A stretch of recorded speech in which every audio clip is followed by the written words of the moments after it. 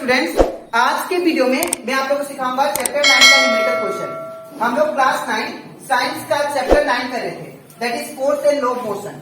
आज का video part number 8 है। इसके पिछले वीडियो में मैंने आप लोगों को पार्ट 1 से लेके पार्ट 7 तक जितना भी न्यूमेरिकल क्वेश्चन था इस चैप्टर का, दैट इज चैप्टर 9 का, मैंने आप लोगों को सारा करवा दिया था। ठीक है, इसी के साथ साथ मैंने इस चैप्टर का हर एक टॉपिक मैंने डिटेल में एक्सप्लेन किया। तो अगर आपको सारा टॉपिक अच्छे से सीखना है तो आप लोग उसको मेरे यूट्यूब चैनल में जाकर देख सकते हो। ठीक है, इसी के साथ साथ अभी तक हम लोग क्लास 9 साइंस का चैप्टर 1, चैप्टर 2, चैप्टर 3 और चैप्टर 8 मोशन चैप्टर, उसमें का सारा टॉपिक मैंने आप लोगों को एक्सप्लेन कर दिया। ठीक है, तो अगर आपको सारा टॉपिक अच्छे से सीखना है तो आप लोग उसको मेरे यूट्यूब चैनल में जाके उसको देख सकते हो। ठीक है, और इसी के साथ साथ मैंने आप लोगों को चैप्टर 8 का न्यूमेरिकल क्वेश्चन जो भी एनसीईआरटी बुक में था वो सारा मैंने आप लोग करवा दिया। तो अगर आपको सारा न्यूमेरिकल क्वेश्चन अच्छे से सीखना है तो आप लोग उसको मेरे यूट्यूब चैनल में जाके देख सकते हो। ठीक है, तो स्टार्ट करते हैं आज का क्लास। यहाँ पे हम लोग को दिया गया है दैट इज न्यूमेरिकल क्वेश्चन। ये मैंने उठाया आप लोग का पेज नंबर 128 एनसीईआरटी बुक से। ठीक है, इसमें दिया गया है ए ट्रक स्टार्ट फ्रॉम रेस्ट। एक ट्रक है जो कि रेस्ट से स्टार्ट हुआ है। तो अगर कोई भी ऑब्जेक्ट, कोई भी व्हीकल्स अगर रेस्ट से स्टार्ट होता है तो इसका मतलब उसका इनिशियल वेलोसिटी क्या होगा? 0। ठीक है, तो पहला चीज ही हम लोग को दे दिया यहाँ पे, अगर ट्रक रेस्ट से स्टार्ट हो रहा है तो उसका इनिशियल वेलोसिटी क्या होगा? 0। तो यहाँ पे लिखेंगे initial velocity that is you, क्या होगा? 0 मीटर पर सेकेंड। नेक्स्ट क्या बोला है? And rolls down a hill with a constant acceleration. एक हिल टाइप का है, सपोज ये हिल हो गया और यहाँ पे सपोज ट्रक है।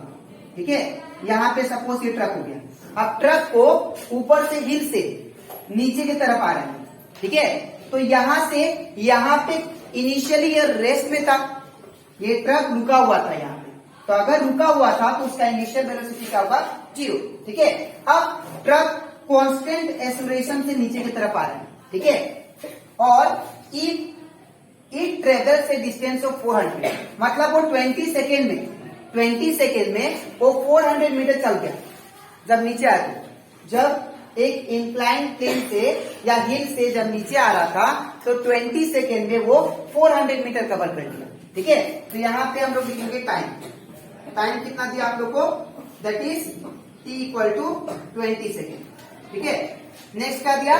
दैट इज 400 मीटर क्या है आपका डिस्टेंस। ये ट्रक नीचे की तरफ वो कितना कवर किया? That is 400 metre. तो यहाँ पे क्या होगा? Distance that is s equal to 400 metre. ठीक है, फिर क्या बोला? Find its acceleration. हम लोग क्या फाइंड करना है? a फाइंड करना है। ठीक है, और हमें क्या फाइंड करना है? Find the force acting on it. इसमें कितना फोर्स एक्ट हो रहा है? If its mass is 7 ton. इसका मास आप लोग को दिया है।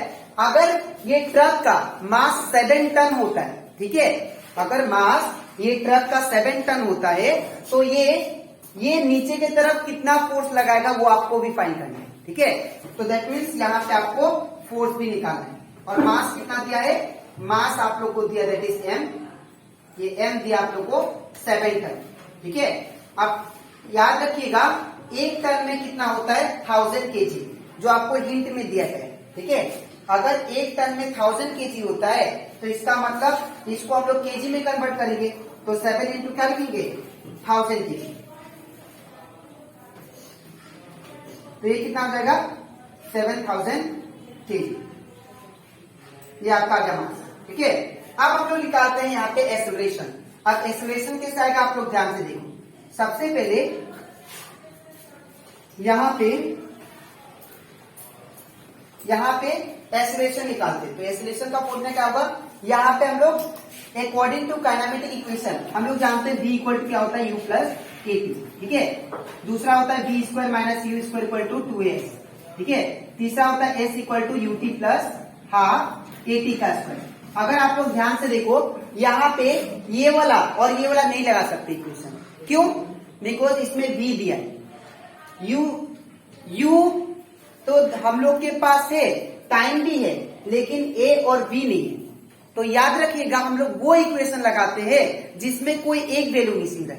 तो यहाँ पे देखिए V भी चाहिए हमको, V मिसिंग है, यहाँ पे भी A मिसिंग है, इसलिए ये भी हम लोग नहीं लगाएंगे, ना ये लगाएंगे।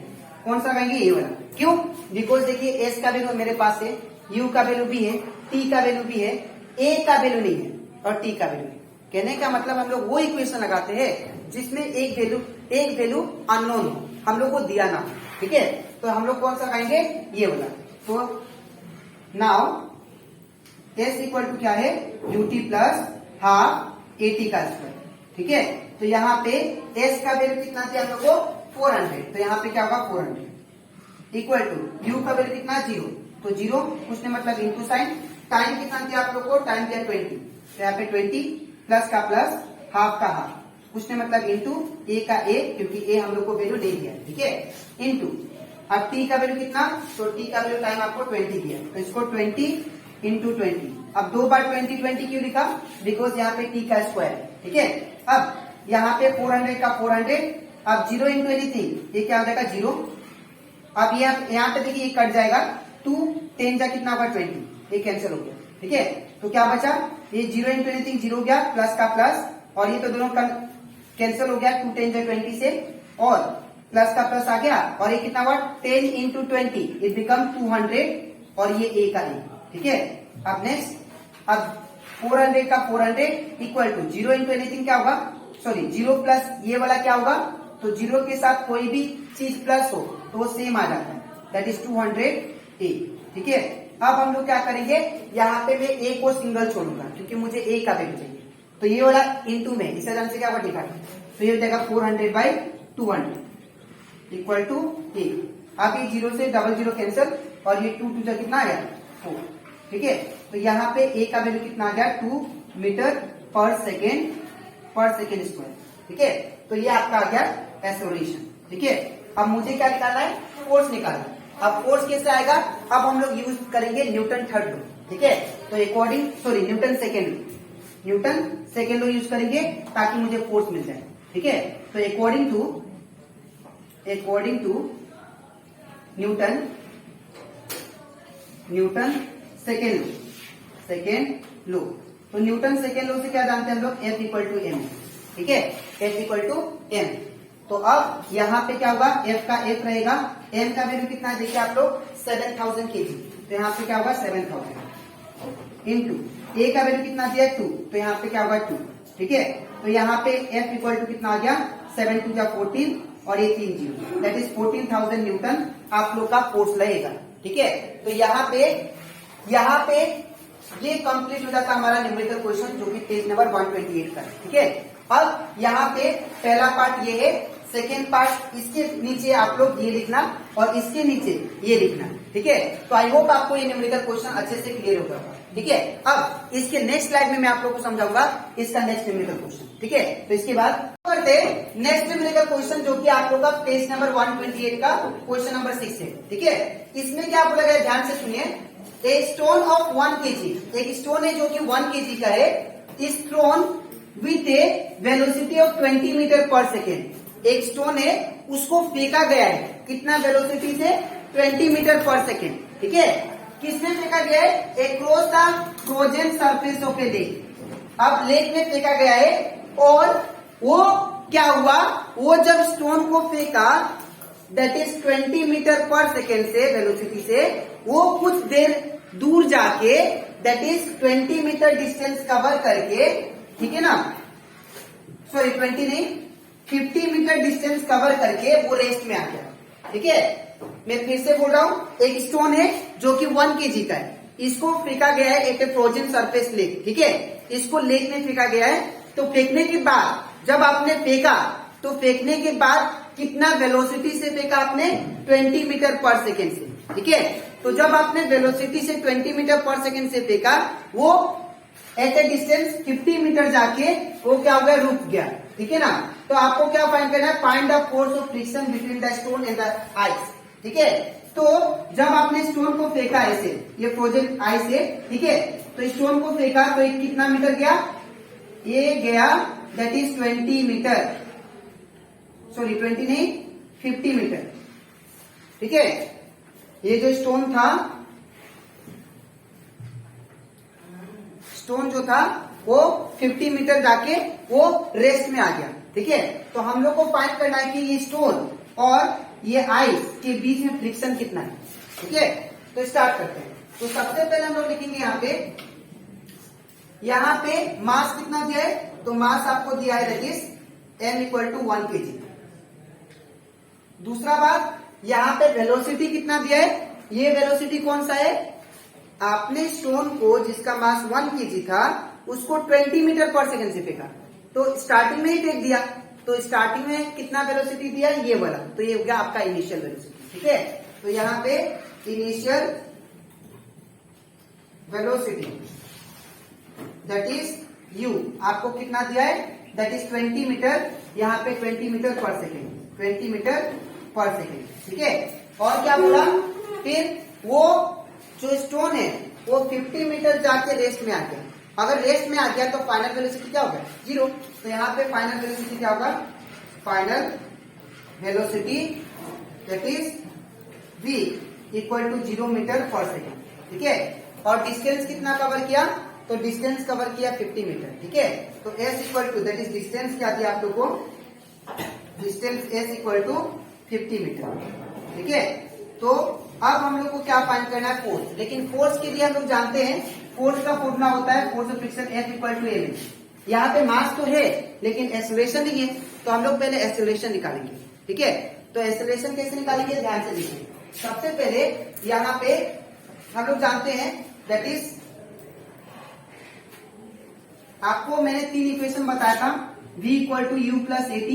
ठीक है, और v² - u² = 2as, और तीसरा s = ut + ½ at²। ठीक है, तो जिसमें जिसमें टी है वो तो यूज नहीं कर पाएंगे, क्यों, बिकॉज यहाँ पे टाइम नहीं दिया आपको।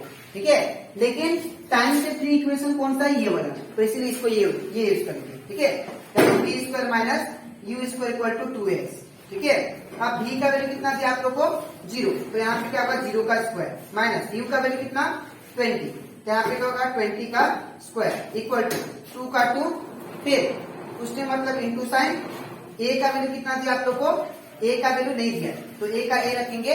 ठीक है, फिर उसने मतलब इंटू साइन, s का वैल्यू कितना दिया है, तो s का वैल्यू 50। ठीक है, तो यहाँ पे 0 का स्क्वायर कितना होगा 0, माइनस 20 का स्क्वायर कितना, 2 का स्क्वायर होता है 4, और 0 का डबल कर दो तो 400, दैट मीन्स 20 का स्क्वायर कितना 400 = 2 × a × 50, it become that is 100a।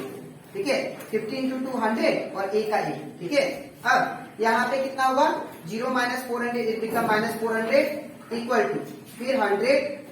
ठीक है, अब a को अगर मैं सिंगल छोड़ू तो ये 100 क्या है, मल्टीप्लाई है, इसे ढंग से क्या होगा डिवाइड, तो -400 क्या होगा 100 = a।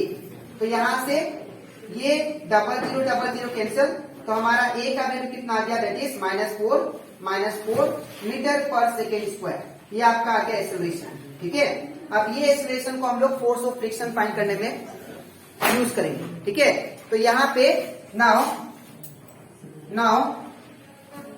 According to Newton second law, according to Newton second law, तो न्यूटन सेकेंड लॉ के हिसाब से क्या जानते हैं, दैट इज F = m है। ठीक है ना, तो यहाँ पे क्या होगा, F = m का मास का वैल्यू कितना दिया आप लोग को 1, तो यहाँ पे 1 उसने मतलब इंटू a का वैल्यू कितना दिया -4, तो यहाँ पे क्या होगा -4। ठीक है, तो यहाँ पे F = कितना आ गया -4 न्यूटन। तो इसका मतलब क्या है, इसका मतलब ये है, ये माइनस साइन इंडिकेट ये कर रहा है ना, ये माइनस साइन इंडिकेट ये करता है कि स्टोन अगर इस तरफ मूव हो रहा है, ठीक है, तो इस तरफ आपका -4 न्यूटन फोर्स लगा रहा है। कौन लगा रहा है, फ्रिक्शनल फोर्स। ठीक है, कौन लगा रहा है, अगर आपने स्टोन फेंका तो स्टोन इस तरफ जा रहा था, लेकिन उल्टा डायरेक्शन में जो फ्रिक्शनल फोर्स है जो काम करेगा वो कितना फोर्स लगा रहा है, -4 न्यूटन का। ठीक है, तो देयरफॉर लिखेंगे the force of friction between the stone and the ice, the force of friction